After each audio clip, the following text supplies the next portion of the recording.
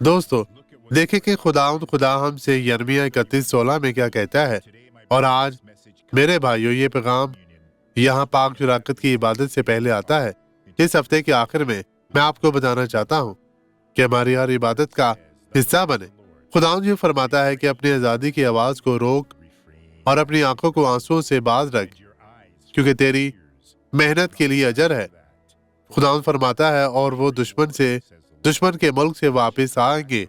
خداوند یہ فرماتا ہے اپنی آواز کو رونے سے باز رکھ، اس آواز کو بند کر بھائیو، اور تمہاری آنکھیں آنسوؤں سے۔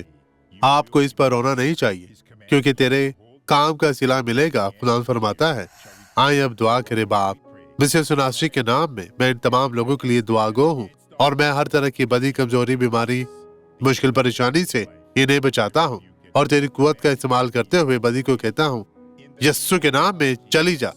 خداوند آپ کو برکت دے۔